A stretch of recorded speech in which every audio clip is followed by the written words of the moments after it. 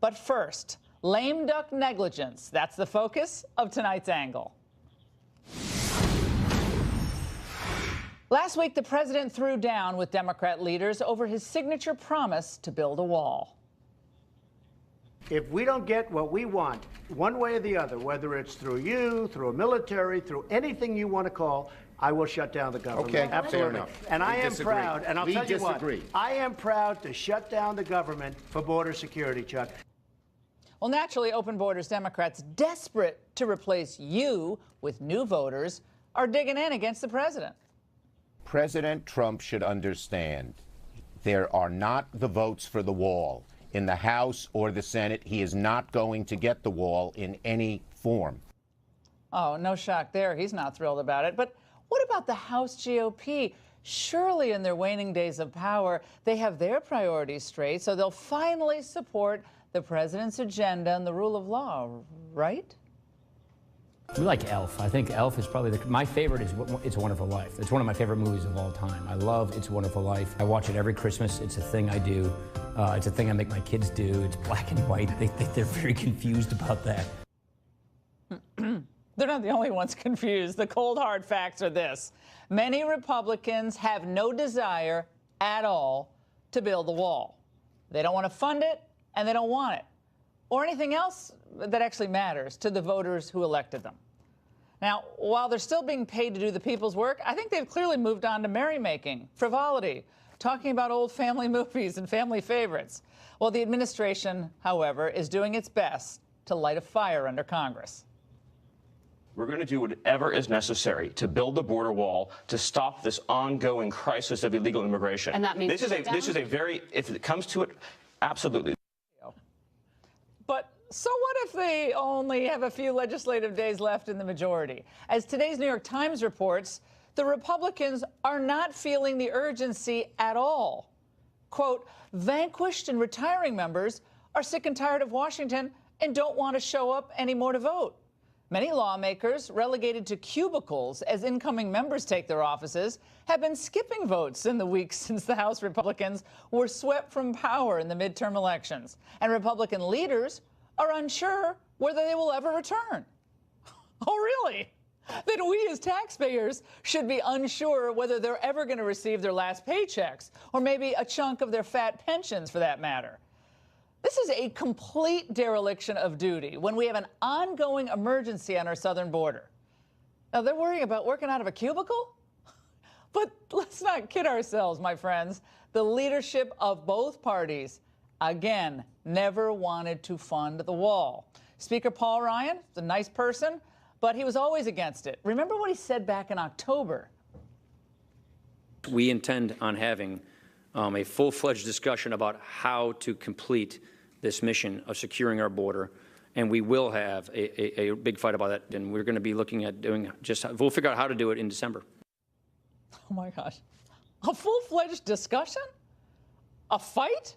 Well, we've had neither, and as I predicted in October, it's all talk, push it to right before Christmas, they'll do nothing. Now, does Ryan really think we're all that stupid?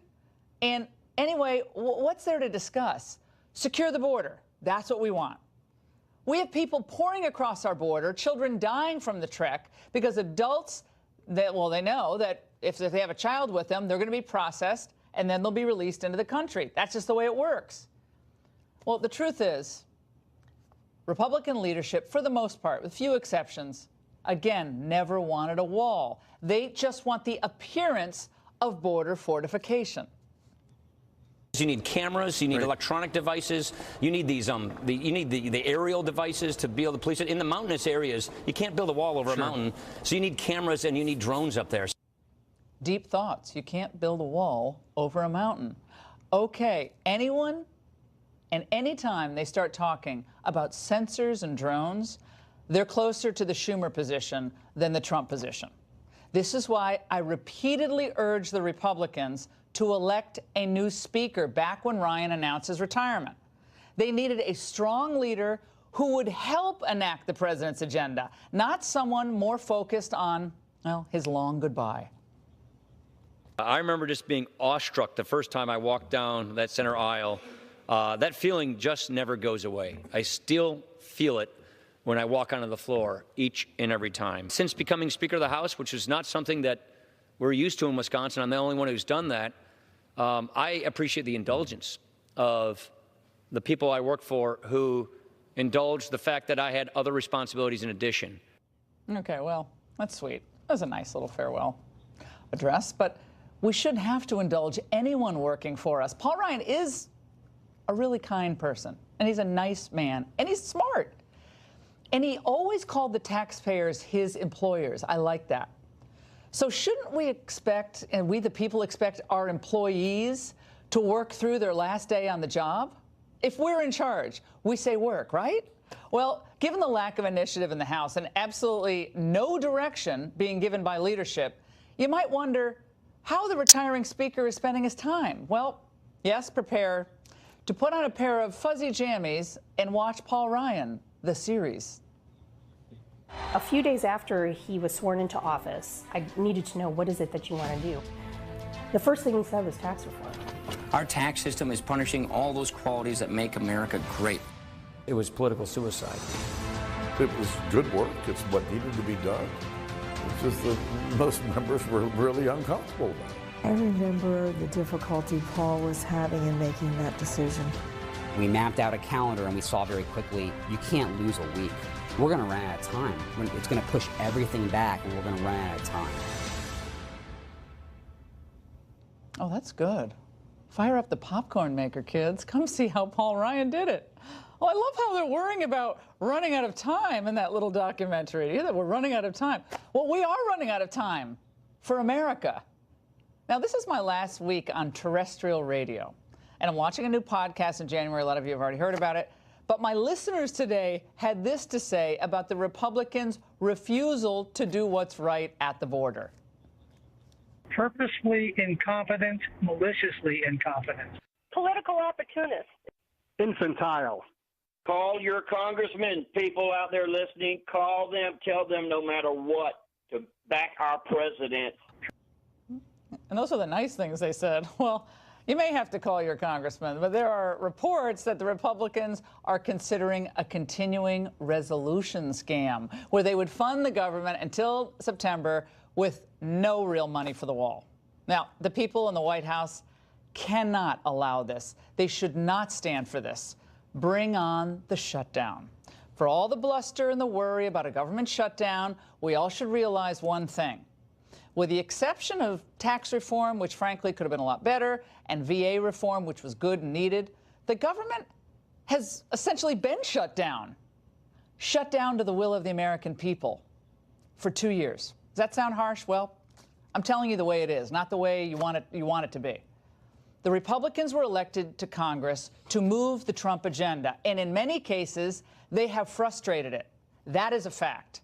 They passed a massive defense spending bill without any offsetting cuts. So much for spending caps. They secured no asylum reform. They did not end chain migration. They failed to produce an infrastructure bill, and they blocked the president's efforts to fully fund his signature promise. And the reason why many of them got into office in the first place, well, it was supposed to be to build the border wall.